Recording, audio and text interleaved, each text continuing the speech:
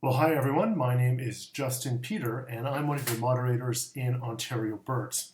And I hope you're doing well. I think possibly you've been watching birds from your home, from your backyard, maybe just from your window. We're definitely going through some strange and interesting times right now. But there's a lot we can do with birds. And today I'd like to share with you a certain tool that you can use to learn more about bird life near you. And that is called eBird.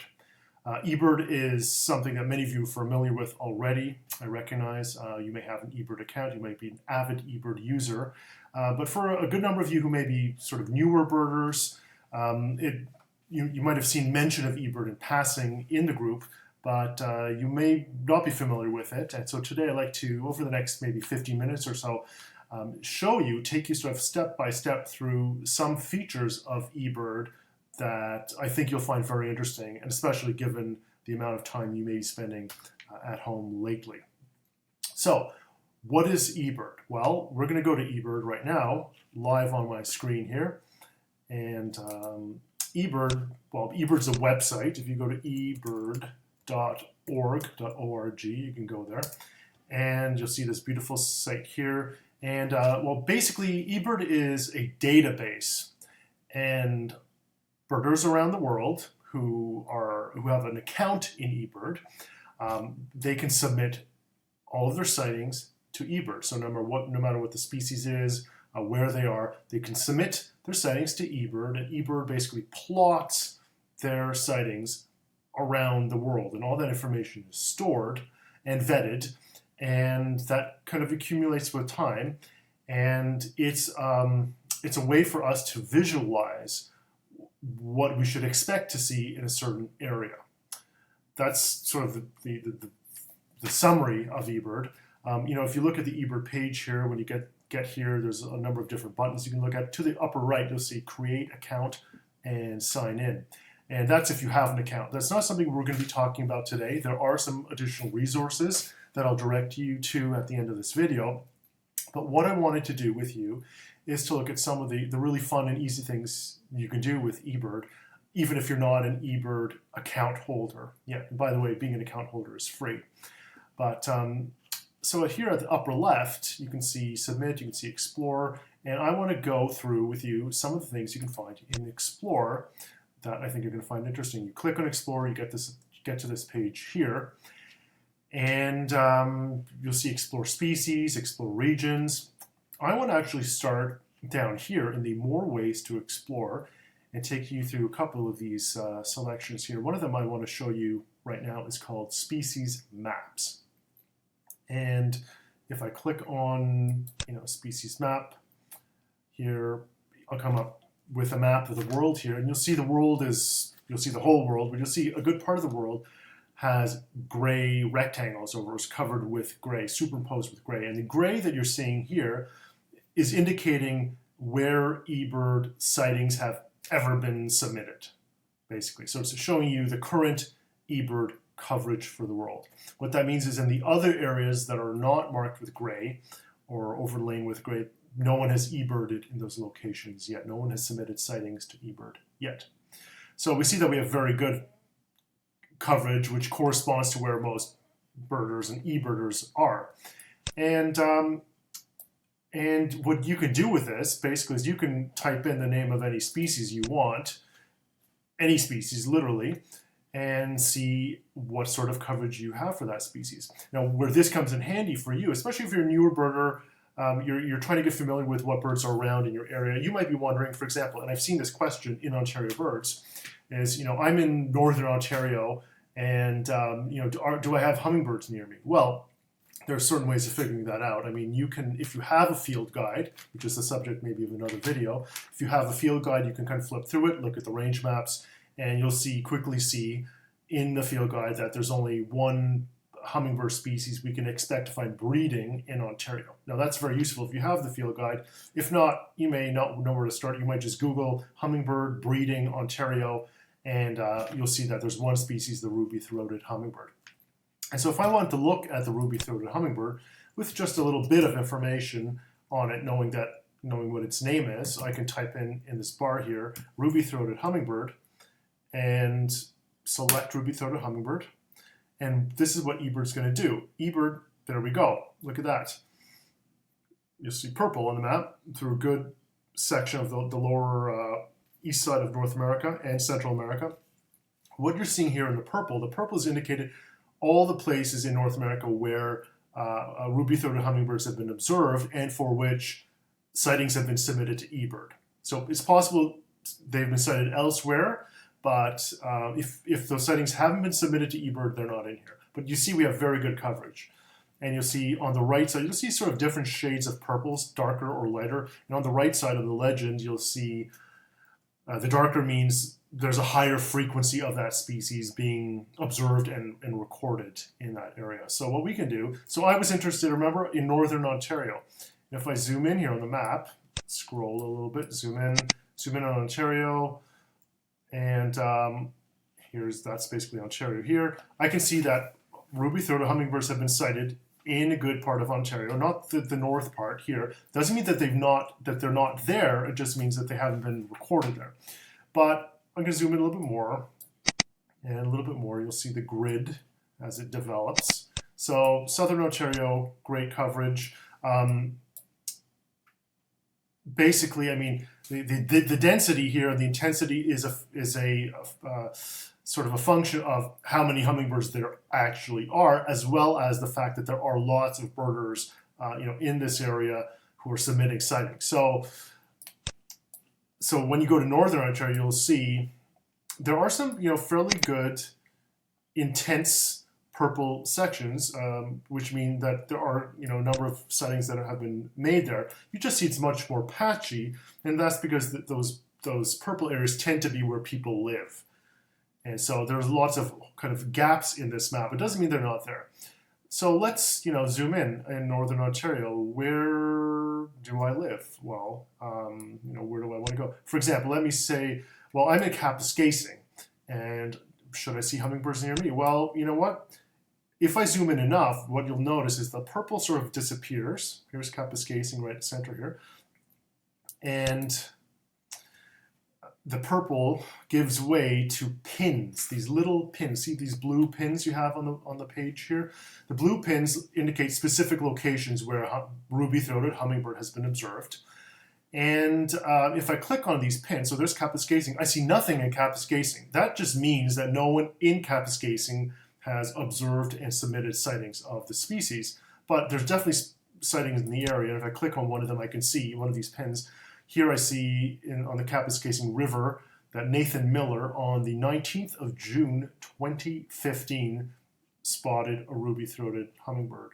That's southwest of Kapuskasing. If I go west of Kapuskasing here, Hardy, Ontario, on the 25th of May 2012, Brian Couture spotted a ruby-throated hummingbird. If I go here near Moonbeam, on the 29th of May 2017, Bruno Bourgon saw two birds. Now, if I go here, you'll notice this pin here has a little flame in it, and it's a bit bigger, and that's indicating what we call an eBird hotspot, which is a place where lots of people tend to bird and submit checklists for the birds they've seen. So if I click on here, you'll see a number of sightings of different people.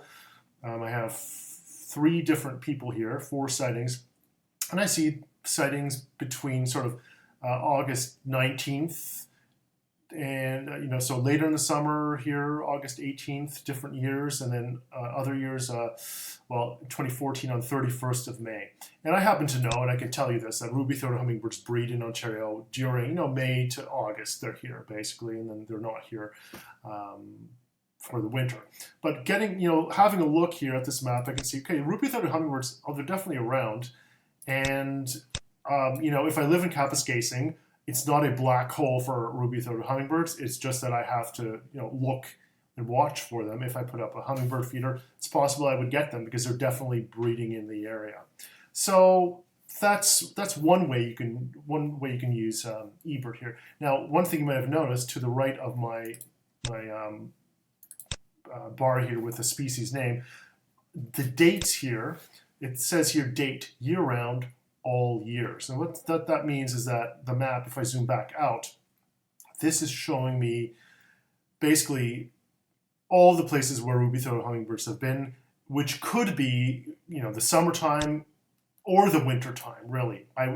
One thing I can do, in fact, here with this date thing, which is very useful, is if I click on it, you'll see I can actually select for all of the year, year-round, or I could say March to May, June, July, August, November, December, February, or I can even select down to specific months. I can say January to January, which would show me where, what's seen in a specific month of the year. And I can do that at right. You'll see here all years, past 10 years, or the current year. Or I can specify years as well here. So this is really useful, especially when, you might be asking, for certain species, it might be winter, for example, let's say January. And in Ontario birds, let's say you've seen a photo of a robin.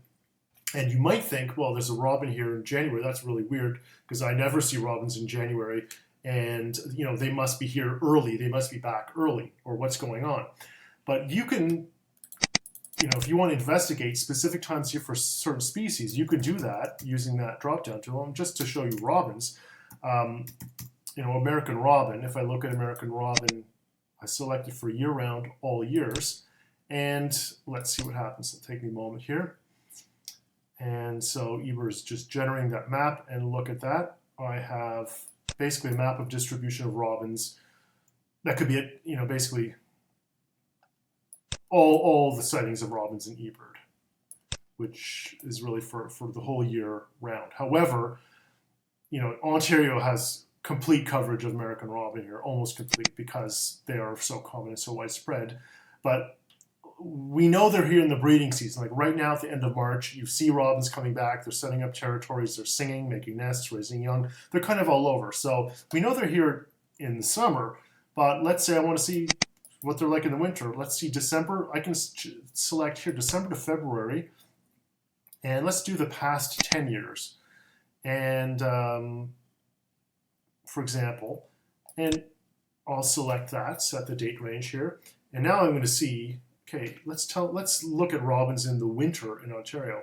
And you'll see that there aren't robins now in the northern part, for the most part, of North America, because most of them have migrated to the south. However, you know what? If I'm zooming in Ontario, say there's still quite a bit of coverage of robin in Ontario. And as I zoom in further, certainly southern Ontario, there's good coverage, and maybe surprisingly, some pretty good and some pretty intense purple locations here in northern Ontario where there are people like Thunder Bay. There's year-round resident birders who are looking for the birds. So it's a pretty good spot here of purple. But let's say I'm in Barrie, Ontario, and I'm thinking, well, someone has told me that there's robins in winter here. I sort of don't believe them because I don't see them in my yard where I see them in May. But, if I zoom in here on Barrie and look around now, look at that. So over the last 10 years, there have been quite a few sightings of robins in the Barrie area along the south side of Lake Simcoe. If I select here, I can see on 16th of December 2017, 2 robins were seen. And I can select other areas, hot spots here, 3 birds seen here in 2014 in February. 4 birds here, 4 birds there. I can select some other random locations, 6 birds here on the 2nd of January 2017. So looks like there are little groups of robins, 2, 3, 4, 5, 6, maybe more, that are in certain areas. And that might seem strange to you, but you're not seeing them, but they may be in your area. Probably, I'll tell you this, that robins in the winter, they tend to flock. They tend to be very concentrated in distribution, and they're going to places where there's, crabapple trees or mountain ash, something that's providing them with fruit, which isn't everywhere. It's in certain locations. So robins are, they're around, and if I now kind of scroll over Ontario for December to February, I'll see, there's quite a few robin sightings in this time of year. And you'll see here you'll see some red pins now here. Red, if you look at the right, indicates recent. That means probably in this past winter. These are sightings that are here. But the point is, quite a few. They're not rare in the winter. They're local. They're very local. And the fact is that there are, a lot of them do go south in the winter. And we have, a share of northern birds that are wintering with us. Now let me just go to, expand this now to March to May for the last 10 years. Actually, no, let me do June, July, just for fun, past 10 years. You can see the same area we were just looking at now, which is the Ottawa area. Look at that, it's filled in. There are a lot more sightings here. There are more birds that are here at this time of year, but they're also more dispersed and more spread out. So more people who are using eBird can find a robin. And so that's a difference you can see. So you can compare different times of year for certain species. And you can go wherever you want around the world with this. So I'm going to now kind of exit the map view. I'm going to go back to Explore here and look at just one other feature here which I like, which is called the bar charts here. And my colleague Amanda talked about this in a recent post in Ontario Birds. Bar charts, basically a bar chart is a graphical representation of the abundance, the expected abundance of a bird species over a whole year, over the entire calendar year, based on eBird sightings that are submitted over many years. And so to show you what that looks like, I'm going to select a region here. First of all, I'm going to go to Canada. Obviously, we're in Ontario, so I'm going to select the province of Ontario here. And here I have the option now at right, then select a subregion. I can select all of Ontario, or I can select counties or hotspots. I'm going to select a county in Ontario. Let's look here. And you know what? Let us go with, let's say, Grey County, Ontario.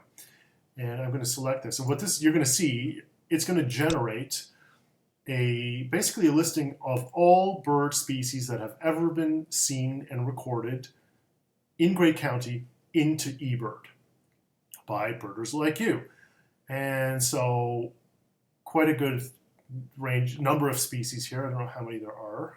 I could count, but good range of species. You see a lot of green that's across the screen here. You just kind of select, let's look at one species here, blue jay, right here. So what I'm seeing here, I'll scroll up a little bit here. I have the months listed here, January through December, and at certain intervals here through the list. And if I hover over blue jay, I'll see that there's this is the month of January. There's 4 bars here, 4 bars here, 4 bars here. Basically 4 bars in every square here. The bars indicate there's 4 of them, and that's breaking the month down into quarters. So basically 1 week intervals. And so your first week, second week, third week, or fourth week of January, for example. And if I look at blue jay, in January I have 4 high green bars, which the height indicates the likelihood or frequency of the observations of the species in that specific week. And if I look across the whole year, I see blue jay, green bars for blue jay are fairly high for all of the year, which suggests that I have a very high likelihood of encountering blue jays in the right habitat throughout the year. Now, if I look at other species, that will be different. You could look at a species like the northern shrike here, which is a bird that breeds in the taiga and the far north of Canada in Grey County. I have no records of them in May, June, July, August, September. They've never been seen in these months by an eBird user. But I see that they sort of arrive here October, November, December, and they're through the winter, January, February, March in small numbers. You see how low the bars are? So they're here, and they're expected, but they're not abundant. They're probably fairly sporadic, but in the right habitat, if you're looking for them, repeatedly you should be able to find them. You should be able to find one somehow, and then they peter off here.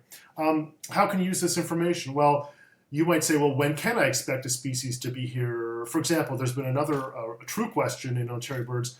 I would like to feed Baltimore Orioles.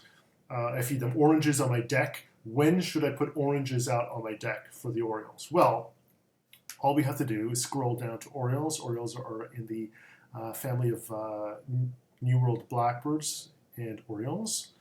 And I'll scroll down, and here I found Baltimore Oriole right here. And this is the bar chart for Baltimore Oriole. And I see that in January, February, March, Baltimore Orioles have never been seen by an eBird user. That doesn't mean they will never be seen by anyone. It just means they haven't been recorded. by someone. So there's a very low chance of finding one here. So we're at the end of March now. You should not be putting out oranges for Baltimore Orioles because the likelihood you'll attract one is negligible.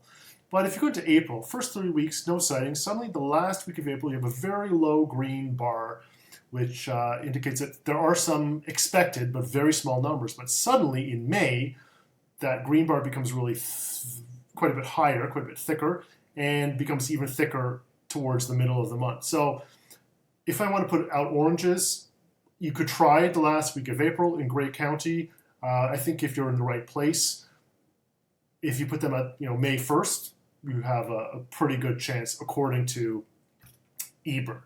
So this is a really fun way of seeing what birds are in your area during the breeding season, which birds are here year-round, which ones are here in the winter only, which birds are here in the summer only, or just in migration rather, in spring and fall migration.